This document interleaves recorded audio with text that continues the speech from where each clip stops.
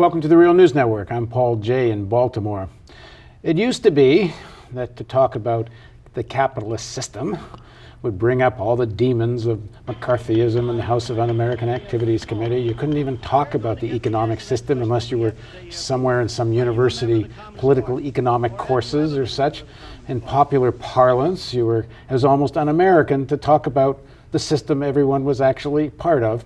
Well, that's changed. We've got generations of people now that don't even know what McCarthyism was. And the issue of whether it's capitalism or socialism is kind of just a question of what are the options. And it's a debate that perhaps needs to come way out more in the open, because I think ordinary people are a lot more ready for that conversation than a lot of the people who have been insiders of this conversation think so. So, without further ado, now joining us in the studio is a Marxist. Oh no, a Marxist. No horns. No horns. Richard Wolff is one of the nation's most well-known Marxist economists. He's a professor of economics emeritus at the University of Massachusetts, Amherst, where he taught economics for 35 years and is currently a visiting professor of the graduate program in international affairs at the New School University in New York. He's the host of the Economic Update, a weekly radio show on WBAI. He's edited all kinds of books, and he's appeared on lots of TV shows, including Bill Maher and Bill Moyers and Charlie Rose, and thanks for joining us. Thank you. And the fact that you're getting invited on all these shows kind of speaks to the fact that, you can actually talk about Marx and economic systems and socialism and such. In that sense, public opinion has changed. It's an amazing thing to me, having spent most of my life trying to offer what I thought were constructive criticisms of capitalism and having relatively few opportunities to do it. You're exactly right. The last 3 or 4 years is a complete sea change, like nothing I've ever seen before or that I ever expected. Everywhere in the country, people want to have that conversation. They want to look at the critical perspective on capitalism and not just hear the cheerleading that comes from the politicians and the journalists, with few exceptions.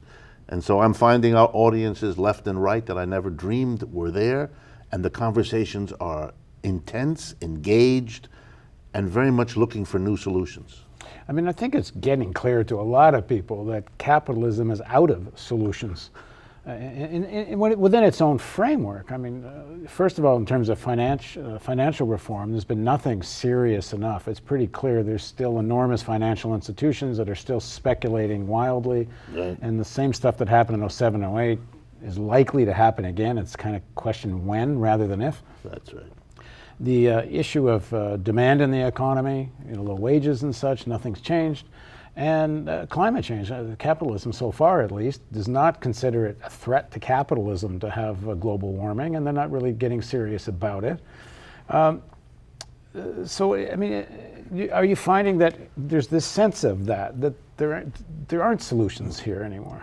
I think two things are happening. The one that's most important is that as the crisis since 2007 lingers and lingers, this crisis that was not supposed to happen, that was not supposed to cut so deep, continues to do all of that and to last and resist government efforts to change it, that people are shifting and beginning to want to look beyond the crisis years since 2007 and ask the question whether maybe we're not in a bigger, longer term dilemma for capitalism. And I think we are. And if I could sketch it for a moment, I think it would help people to see this as a momentary downturn within a longer crisis.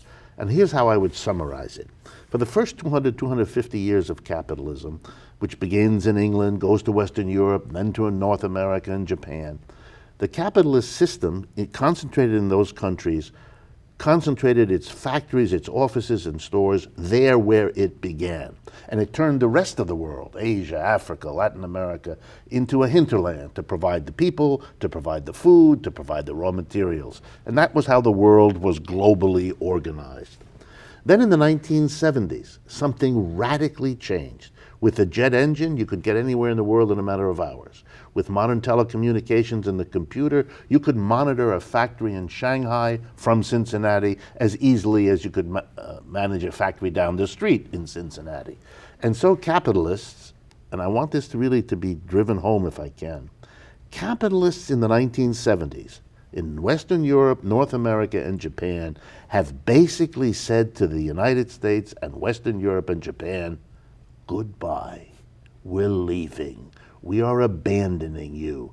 You are not where the profit is. The profit is in those places we can now go to where we pay a small fraction of those wages, where we can operate with impunity, where the poverty of these societies, itself a product of all of this, makes them desperate to have the jobs that we can provide. It's a perfect scenario. We made a lot of money for 200 years in the West, and now we're leaving. And I think the emblematic city that kind of shows this is Detroit, a place that was the epigee, the peak of capitalist efficiency in the 1960s, sustaining 2 million people population. Today, 700,000, a city that has been literally ripped apart and destroyed because 3 corporations decided for profit to leave that place and say goodbye, and leave behind the desolation, the unemployment, the collapsed housing, and all the rest of a city that now has to be the largest bankruptcy of any American urban area in our history. I think the capitalists of the world are saying to Western Europe, North America, and Japan, we were willing to give you higher wages because we were able to reorganize the planet for 200 years. Now, our future is in the areas that are cheap for us, the rest of the world.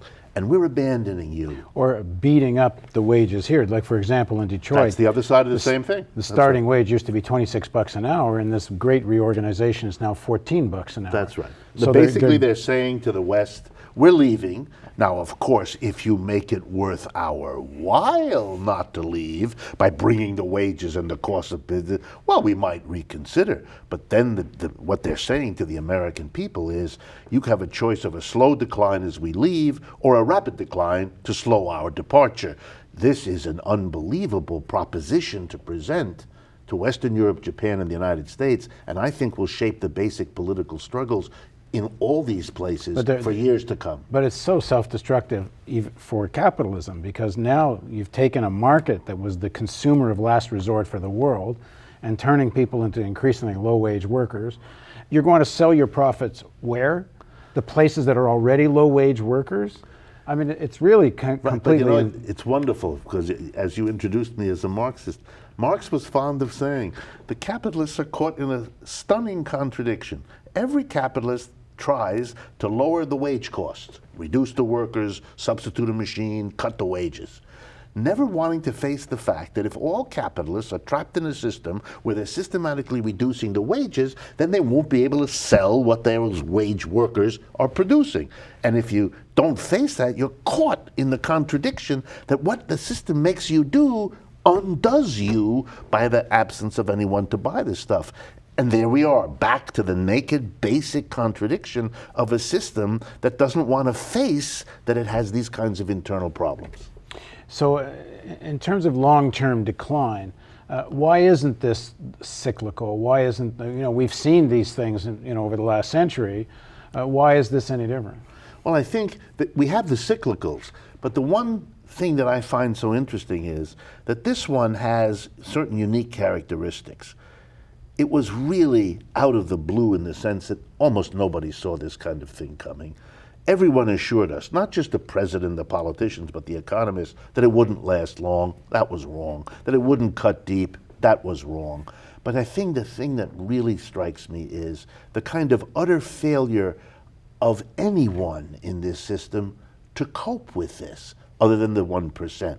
The politicians can't figure out a solution. The bankers can't, as you rightly put it. For example, the banks that were too big to fail, without exception, are now bigger than they were then.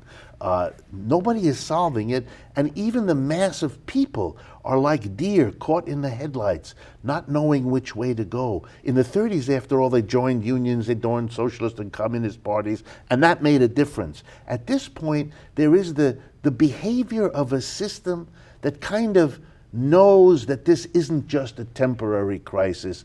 There's something fundamental shifting, and yet no one quite knows what to do. There's another part from, I know something about Marx. I'm not, I haven't studied the way you have. But I've always been struck that one of the things that Marx and Engels said that I think gets completely underestimated is that socialism isn't just some good idea. It's not a better policy that we could adopt. It's something that actually grows within capitalism. You get these massive enterprises, and they're fabulously well planned.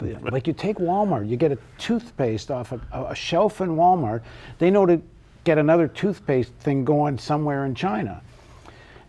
But the individual, as you say, the individual enterprises try to drive down wages, but they also get extremely efficient, and especially with computerization and digitization.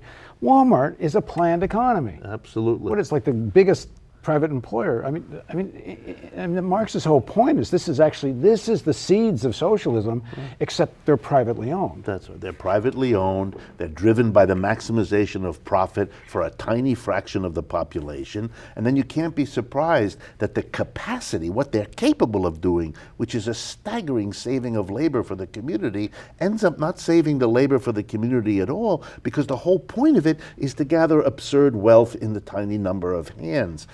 And Marx's point was, this is an irrationality that even the best public relations cannot forever cover over. And I think we're in a moment where both in the short-run crisis and this longer-run decline, the irrationalities, the contradictions, and look, basically capitalism is saying to the, particularly the American working class, for 200 years, we really exploited you on the job, but we gave you rising standard of living. The compensation of an awful day was that you could go someplace at the end of the day and have something called a happy hour to console you for the unhappy hours prior. Now capitalism is saying to you, we're going to exploit the hell out of you, but we're not giving you a rising standard of living. We're actually giving you a falling one. We're condemning your students to debt they can't handle. We're taking away the benefits. We're taking away all of the job prospects and hopes for the younger generation.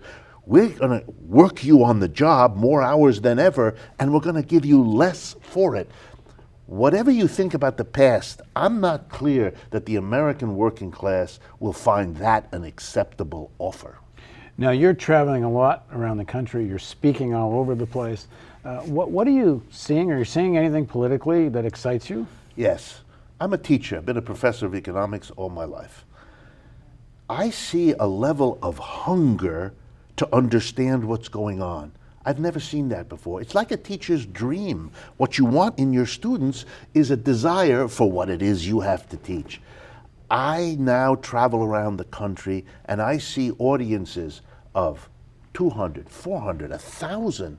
And what's clear is they want me to explain, how did this happen? What happened to this American dream they thought they were going to get? Why is it disintegrating? Why is it disappearing? And if I'm going to explain it to them, and if I'm going to be critical, they are so grateful for someone giving them a sense of what's going on that my leftism is a kind of extra benefit. They're willing to hear me halfway out, which is all I ask.